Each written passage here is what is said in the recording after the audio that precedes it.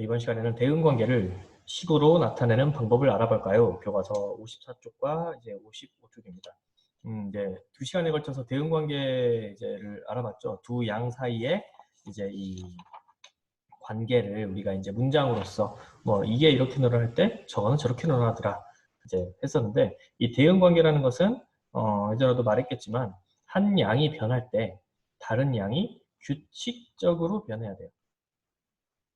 규칙적으로 변해서 예상 가능해야 된다. 그래서 항상 일정하게 변해야 되고 예측이 가능해야 돼. 이게 100개가 커졌을 때 이 다른 양은 몇 개가 커질 것인지를 우리가 이제 예상 가능한, 누구나 예상 가능한 방법으로 변하는 게 바로 대응 관계가 이제 되는 거죠. 어떨 때는 2개씩 늘어나고 어떨 때 3개씩 늘어나고 예상이 불가능하다. 그럼 그런 거를 대응 관계라고 하진 않습니다. 자, 그러면 일단 여러분들이 이제 이것을 식으로 나타내야 되는데요. 이 식에서 특히 여러분들이 이제 알아야 될 것이 바로 이 등식이에요. 등식. 이 등식이라는 것은 같을 등자를 쓰는 식입니다. 그래서 여러분들이 이제 항상 이제 수학에서 늘 쓰는 기호가 있죠. 예를 들어서 1 더하기 1은 2. 여러분들이 이제 그 1학년, 2학년, 1학년 때 산수 시간에, 수학 시간에 이제 배웠던 것 중에 이제 가장 기본적인 식인데, 이 등식에서 이 등식이 성립한다는 것은 바로 이 등호, 여기에 있는 이 등호라고 하죠. 이 등호를 여러분들이 정확한 의미를 알고 쓸 수 있어야 됩니다. 여기서 등호라는 것은 뭐냐? 이 왼쪽에 있는 항과 오른쪽에 있는 항이 같다라는 겁니다. 즉 좌우가 같은 양이다. 이게 이제 바로 등식이 성립하는 거죠. 근데 여러분들이 이제 많이들 혼동하시는 게 이런 거예요. 예를 들어서 구구단에서 2, 3은 6. 이것도 2 곱하기 3은 6과 같다라는 의미로 등호를 사용하고 있는 거죠. 근데 이제 문제는 이거야. 여기에다가 예를 들어서 근데 여기에다가 2를 곱하면 이건 12래. 자, 이렇게 여러분들이 등호를 쓴 것은 옳은 방법일까? 틀린 방법일까? 자, 이것은 등호가 지금 이렇게 2개가 연달아서 쓰여진 상황인데요. 이 등호를 잘못 쓰는 이제 친구들, 수학 문제를 풀 때 이 등호를 잘못 쓰는 친구들이 이런 식으로 연달아서 등호를 사용하는 경우가 있는데, 이것은 잘못된 식입니다. 이렇게 쓰면 안 돼요. 그러면 자, 보세요. 일단 2, 3은 6. 여기까지 맞았어. 근데 이게 6 곱하기 2와 같습니까? 여기는 6이고 여기는 12가 되잖아요. 그럼 이것은 등호가 아니죠. 그렇죠? 그러니까 이것을 이렇게 연달아서 쓰는 친구들이 있는데, 이제 이거는 잘못된 등식의 사용 방법이다. 그럼 여기서 어떻게 써야 되느냐? 밑으로 한 칸 내려줘야 돼요. 그래서 예를 들어 6 곱하기 2는 그리고 12다. 이런 식으로 전혀 다른 2개의 등식이 되어야 된다는 거죠. 그래서 이 등식에서 이 등호 사용을 여러분들이 일단 정확하게 알아야 된다. 좌우가 같아야 돼요. 그러니까 이제 이걸 여러분들이 이제 알고 있으면 대응 관계를 식으로 나타내는데 일단 좀 도움이 될 것 같아서 선생님이 간단하게 설명을 했고요. 그럼 이제 문제 상황 살펴보도록 하겠습니다. 연수는 드론을 조립한대요. 드론 체험 활동을 하려고 이제 재료를 준비했는데, 드론의 수와, 그래서 드론의 수와 그다음에 날개의 수, 이 2개의 수가 있어요. 하나는 드론의 수, 하나는 날개의 수. 그러니까 이제 이 드론의 수와 날개의 수가 어떤 관계? 네, 대응 관계다. 그러면 이제 이게 식으로 어떻게 나타나는지 알아보자라고 했네요. 이 친구가 날개가 몇 개인 드론이래요? 네, 하나, 둘, 셋, 4개짜리 멋진 드론을 만들고 있습니다. 그래서 드론의 수가 1대일 때는 날개의 수가 4개가 필요하겠죠. 그러면 드론이 2개가 있다면 날개는 총 몇 개가 필요하겠습니까? 네, 8개의 날개가 필요할 것이고, 그러면 드론이 5개라면 날개는 몇 개 필요할까요? 네, 드론의 수가 이렇게 1개당 4개씩 필요하죠. 그러니까 5개라면 20개가 될 것 같아요. 그렇죠? 그 다음에 10개라면은 1개당 4개니까 날개가, 드론이 10대가 되면은 날개는 네, 40개가 돼야 되겠고, 자, 그 다음에 이게 이제 72개의 날개가 있대요. 그러면 드론은 몇 대일까요? 라고 했는데, 여기서 이제 여러분들이 대응 관계를 나타내는 방법을 선생님이 간단하게 설명을 해두도록 하겠습니다. 일단 이게 지금 보니까 이걸 이렇게 뭐 화살표로 나타낼 수도 있겠지만은, 선생님은 이거를 이렇게 등호로 나타내고 싶어. 등호. 즉 드론의 수와 날개의 수가 똑같아지려면 아까 등식이라고 했죠. 이게 또 개수가 똑같아지려면 이 빨간색 펜으로 한번 써볼게요. 선생님이 어떻게 해야 됩니까? 드론의 수에다가 몇을 3을 더하거나 혹은 4를 곱해야겠죠. 근데 여기 보니까 여기에 3을 더하면 8이 됩니까? 안 되죠. 여기는 3을 더해도 5밖에 안 돼. 그러면은 3을 더하는 건 규칙이 아닌 것 같아. 그러면은 여기에도 마찬가지로 곱하기 4를 하면 8이 되죠. 그렇죠? 그 다음에 5에도 곱하기 4를 하면 20이 돼요. 10에도 곱하기 4를 하면 40이 돼요. 자, 이게 이제 바로 이 대응관계를 식으로 나타내는 방법 중에 하나인데 일단 등식을 만들어 버리는 겁니다. 그리고 여기에다가 등식이 되려면 어떤 것을 곱하거나 나누거나 아니면 더하거나 빼거나를 해줘야 되는지에 따라서 이 등식이 성립할 수도 있겠죠. 이게 숫자를 갖게 해주자라는 겁니다. 그럼 여기서 이 72가 마찬가지로 이 날개수가 72개라면은 드론 몇 대를 만들 수 있겠냐? 마찬가지로 모르겠지만 곱하기 4겠죠. 날개의 수는 드론의 수보다 4배가 많아요. 그러면은 이 네모의 수를 알려면 72를 4로 나누면 되겠죠. 72를 4로 나누면 얼마가 되느냐? 72 나누기 4는 4, 1은 4에다가 32니까 4, 8에 32, 0이죠. 그러니까 여기서 드론은 그러면 18대일 때 날개가 4배이므로 72개의 날개가 필요하다라는 것을 알 수 있습니다. 그럼 여기서도 마찬가지로 드론이 50개여도 날개의 수는 항상 4배죠. 그러니까 200 이렇게 쓸 수가 있는 거죠. 자, 그럼 여기서 이제 여러분들이 이 대응관계를 식으로 나타내려고 하는데 알맞은 카드를 한번 골라서 나열해 봅시다 라고 했습니다. 자, 일단 여기에서 이 드론의 수와 날개의 수를 대응관계로 나타내려고 했는데 드론의 수, 여기서 드론의 수는 일단 이렇게 먼저 쓰는 거예요. 대응관계를 할 때에는 뭐 복잡하게 생각할 필요 없어요. 그냥 드론의 수와 그 다음에 날개의 수를 좌우에 씁니다. 그 다음에 뭘 쓰느냐? 등호를 써주세요. 등호.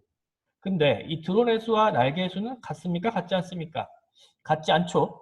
여기가 1개일 때 여긴 항상 4개였어. 2개일 땐 8개였고 3개일 땐 12개였어. 그러면은 이 드론의 수에다가 몇을 곱해주면 되느냐? 네, 4를 곱해주자. 4를 곱해주면 항상 이 드론의 수 곱하기 4는 날개의 수다. 이러는 대응관계식, 즉 대응식이 이제 여러분들이 만드는 이 대응관계를 식으로 나타내는 방법이 되겠습니다. 그래서 드론의 수 곱하기 4는 날개의 수다. 이렇게 여러분들이 식을 만들 수가 있는 거죠. 혹은 방법을 좀 다르게 할 수도 있어요. 예를 들어서 나는 날개의 수를 나누고 싶다. 그러면은 드론의 수는 그대로 써주고 그 다음에 날개의 수도 그냥 똑같이 써줍니다. 근데 여기에서 이 등호를 놓고 나는 날개의 수를 4로 나누고 싶어요. 그래도 드론의 수가 되죠.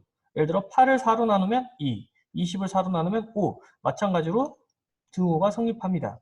그래서 이 두 가지 방법으로 이 대응 관계를 식으로 나타낼 수가 있을 것 같아요. 근데 이제 이거를 이렇게 드론의 수, 날개의 수라고 글자를 쓰기보다는 이제 뭔가 간편한 기호로 나타내자. 동그라미, 네모, 세모, 별과 같은 이 기호로 표현할 수 있다. 기호로 표현할 수 있다. 즉 대응관계의 식을 간단하게 나타내고 싶어 나는 간단하게. 그럴 때에는 이것을 바꿀 수 있다. 이제 이걸 우리가 치환이라고 하는데 치환이라는 것은 예를 들어서 이런 대응 관계에서 이제 여러분들이 예를 들어서 드론의 수를 동그라미로 치환하고 그 다음에 날개의 수를 이제 뭐 예를 들어 별로 치환한다. 이제 이건 뭐 바꾸어 쓴다라고 생각하시면 돼요. 이제 바꾸어서 이제 간단하게 나타낼 때 우리가 치환한다는 말을 쓰는데 이건 이제 나중에 여러분들이 좀 중학교 때 배우는 용어고요. 사실은 이제 대응 관계를 이렇게 기호로 나타낼 수 있다. 그러면 아까 우리가 드론의 수가 동그라미고 그 다음에 날개의 수 여기서는 이제 지금 숫자를 말하는 겁니다. 이 숫자를 이게 똑같이 만들어 주려면 대응 관계로 똑같게 만들어 주려면 드론의 수에다가 몇을 곱했어? 4를 곱했죠. 그래서 동그라미 곱하기 4는 별표, 날개의 수다. 이렇게 해도 되고요. 혹은 동그라미, 드론의 수는 별을 4로 나눈 것과 같다. 라고 이렇게 표현할 수도 있겠습니다. 자, 그러면 2번 문제 같이 살펴볼게요. 연수가 만든 트론은 1초에 6m를 비행한다. 그러면은 비행 시간, 1초라는 비행 시간과 비행 거리, 6m라는 비행 거리 사이의 대응 관계를 식으로 나타내자. 그럼 여기서 1초에 6m씩 항상 일정한 속도로 비행해야 되는 거야. 갑자기 속도가 느려져서 1초에 3m를 가거나 이러진 않는다는 전제하에 식을 쓸 수 있겠죠. 그러면 드론이 비행하는 시간을 세모, 비행하는 거리를 네모라고 할 때 두 양 사이의 대응 관계를 식으로 나타내보자 라고 했습니다. 일단 이 식을 세울 때 여러분들이 또 막 초, 미터 나오니까 복잡해지기 시작했는데 단순하게 그냥 숫자만 보세요. 그리고 예를 들어서 그럼 나는 무엇을 대응 관계를 식으로 나타내야 되는가? 네, 시간과 그 다음에 거리를 똑같은 등호를 나타내서 표현해야 돼. 근데 이게 1이고 여기는 숫자가 6이죠. 그러면은 이게 같아지려면 결국 어떠한 방법밖에 없냐? 두 가지가 있죠. 하나는 여기에다가 몇을 곱해준다? 6을 곱해주거나 아니면 여기에다가 6으로 나눠주거나 이 두 가지 방법밖에 없잖아요. 그럼 이제 여기에다가 여러분들이 기호만 쓰면 되는 거예요. 그래서 세모에다가 곱하기 몇 해주자? 6을 해주면 뭐가 나옵니까? 네모, 거리가 나오잖아요. 1초에다가 6을 곱하면 6m예요. 그쵸? 2초에다가 6을 곱하면 12m예요. 맞죠? 3초에다가 6을 곱하면 18m만큼 가요. 맞잖아. 이제 이런 식으로 여러분들이 대응관계를 나타내려면 그냥 일단 이 대응관계 두 양, 나는 뭘 비교할 것인가를 쓰고 등호를 쓴 다음에 여기에다가 곱하기든 나누기든 더하기든 빼기든만 해주면 되겠습니다. 그래서 이제 이런 식으로 나타낼 수 있는 거고요. 위의 식에 대한 친구들의 생각입니다. 옳은지 판단해보고 틀린 친구는 그 이유를 한번 써보자라고 했는데 네모는 세모와 관계없이 변할 수 있다? 관계없이 변하는 건 우리 뭐가 아니라고 했어요? 네, 대응관계가 아니니까 연수는 잘못된 말을 하고 있는 거예요. 관계라는 것은 규칙적으로 관계가 이시 변해야지 대응관계죠. 드론이 비행하는 시간을 동그라미, 비행하는 거리를 별표로 나타낼 수 있다. 할 수 있을까 없을까? 여기서 이제 이거를 그냥 나는 여기 동그라미, 난 이걸 별표로 할래. 이거는 내가 정하기 나름이다. 근데 이제 문제 이게 주어져 있다면 이걸 그대로 따라야겠지만 그런 조건이 주어져 있지 않다면 이걸 동그라미로 하든 별표로 하든 물음표로 하든 그건 내 마음이에요. 단지 규칙적인 걸로 바꿔 나타낼 수 있다. 그 다음에 세모는 분수나 소수가 될 수도 있다라는 말인데 이건 이제 무슨 말이냐? 예를 들어서 세모는 예를 들어서 내가 1초에 6m라고 했잖아요. 그러다 보니까 이게 세모 곱하기 6은 네모다. 이것도 있지만 세모는 네모를 6으로 나눠도 똑같다고 했겠죠. 이게 똑같아지죠. 6m를 6으로 나누면 1초니까요. 그러다 보니까 이게 이제 예를 들어서 이게 만약에 이 거리가 6m가 아니라 예를 들어 나는 3m를 갔어. 3m. 그러면은 3m를 6으로 나누면 몇 초가 됩니까? 네, 6분의 3초.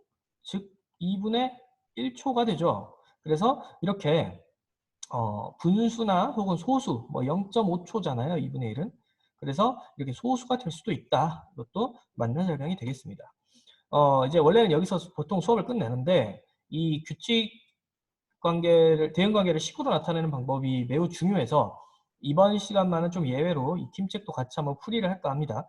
그러니까 일단 먼저 이 팀책을 풀어보세요. 36과 37쪽을 먼저 풀어보시고 그 다음에 이어서 수업을 들으시면 되겠습니다. 이게 중요하기 때문에 그런데 이거를 지금 그냥 보지만 마시고 한번 미리 해보세요. 일단. 자, 그러면 한번 이제 다 풀었다는 전제하에 또 이어서 하도록 할게요. 그만큼 이게 중요하다는 얘기예요. 이제 빨리 진행할게요. 모은 돈과 형이 모은 돈과 동생이 모은 돈 사이에 대응 관계가 있는데 문제를 보니까 형이 먼저 1,000원을 저금했어요. 동생은 없죠. 근데 이제 두 사람은 다음 주부터 일주일에 1,000원씩 똑같이 저금을 한대요. 그러니까 이제 그러면 여기서 1,000원 늘어나고 1,000원 늘어나는 거죠. 그러면 이제 2주일 후에는 형이 3,000원, 동생은 2,000원이 될 것이고 3주일 후에는 4,000원, 3,000원 이렇게 될 것이고 4주일 후에는 5,000원, 이제 4,000원이 되겠죠. 이제 이런 식으로 쭉 이제 꾸준히 적응을 한다면 숫자가 늘어날 건데 이제 이 대응 관계를 식으로 나타내자라고 했습니다. 자, 그럼 대응 관계를 식으로 나타냈을 때 가장 기본은 뭐냐? 등호다. 이거를 같게 만들어줘라. 같게 만들어주자. 그럼 이게 같아지려면 어떻게 해야 되느냐? 좌우가 같아지려면 동생이 모은 돈에다가 1,000을 더하거나 혹은 형이 모은 돈에서 어떻게 하자? 네, 천을 빼주거나 두 가지 방법이 있겠죠. 이게 같아지려면. 그래서 이것도 마찬가지예요. 형이 모은 돈에 1,000원을 빼주면 뭐가 되느냐? 동생이 모은 돈이 되겠죠. 그렇죠? 형이 모은 돈에서 1,000원을 빼면 동생이 모은 돈과 같아져. 이렇게 대응관계를 쓰라고요. 혹은 반대로 형이 모은 돈에다가 동생이 모은 돈이 같아지려면 동생이 여기서 1,000을 더해주면 형이 모은 돈과 같아지죠. 이런 식으로 두 가지 방법으로 여러분들이 대응관계를 식으로 나타낼 수 있겠습니다. 여기서 이제는 곱하기 나누기가 아니라 더하기 빼기로 나타내는 경우가 되겠습니다. 그런데 이제 여기서 대응관계를 나타냈을 때 뭐 기호를 사용해 보자. 예를 들어 나는 뭐 형이 모은 돈을 뭐 세모로 하고 동생이 모은 돈을 네모로 하겠다. 그러면은 두 양 사이의 관계는 세모에다가 1,000을 빼면 네모다 이렇게 나타낼 수 있겠죠. 혹은 세모는 형이 모은 돈은 동생이 모은 돈에 1,000을 더한 거다. 이 두 가지로 마찬가지로 나타낼 수가 있고요. 이 두 가지로 모두 여러분들이 할 수 있어야 돼요. 한 가지만 생각할 수 있으면 안 돼요. 이 양쪽 모두 가능하다. 이 대응관계를. 그 다음에 이제 이 한 모둠에 4명씩 앉아있다.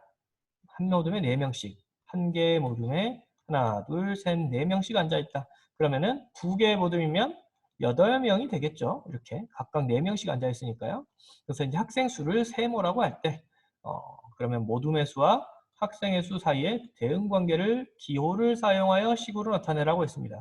그러면 모둠의 수는 동그라미, 학생 수는 세모, 이거를 같다. 일단 이렇게 세워두라고요. 이게 일단 방법이야. 그리고 이제 이거 같게 만들려면은 여기다가 무슨 짓을 해야 됩니까? 네, 동그라미에다가 무슨 짓을 해야 돼? 이게 이제 모둠의 수죠. 모둠의 수고 이게 학생 수니까 여기에다가 뭔가 손을 대줘야지 동호가 성립하겠죠. 이거는 지금 아니야. 이 상태에선 그러니까 모둠수에다가 4를 곱해주자. 그러면 모둠의 수가 한 개일 때 4명이었고 두 모둠일 때 8명이고 뭐 3개 모둠일 때 12명이겠죠. 항상 4를 곱해주면 등식은 성립하니까 여기다가 4를 곱해주든지 혹은 이제 여기에서 나는 4를 곱하는 게 나는 마음에 안 든다. 나는 그냥 이 학생 수를 4로 나눠버리겠다 라고 해도 성립하죠. 여기다가 그러면 4를 4로 나누면 1이 되고 8을 4로 나누면 2가 되니까요. 결국 뭐 같은 말이긴 한데 뭐 동그라미는 세모 나누기 4 혹은 동그라미 곱하기 4는 세모 이 두 가지 방법으로 마찬가지로 식을 세울 수 있다라는 겁니다. 자, 5번은 이제 친구의 생각이 옳은지 틀린지를 한번 읽어보고 판단하라는 건데 동그라미 곱하기 4는 세모로 나타날 수도 있고 세모는 네모로 나타날 세모 나누기 4는 동그라미로 나타날 수 있다. 위에 선생님이 설명했죠. 옳다. 그 다음에 이제 그 이유는 모둠수의 4배를 할 때 학생 수가 나오니까 이제 같은 말이죠 결국은. 그 다음에 이제 모둠의 수에 따라 학생의 수는 항상 일정하게 변한다. 맞습니까? 그렇죠. 모둠의 수가 한 개씩 늘어날 때마다 학생 수는 4명씩 늘어나고 있죠. 즉 일정하게 변하니까 옳다. 이거는 항상 모둠수의 4배이기 때문에 대응관계이기 때문에 지혜의 말도 옳다라고 할 수 있습니다. 오늘 여기까지 같이 한번 공부해 봤고요. 여러분들이 식을 이렇게 세우는 방법이 잘 이해가 안 된다면 앞에 내용을 좀 돌려가면서 복습하면서 한번 익힐 수 있도록 합니다.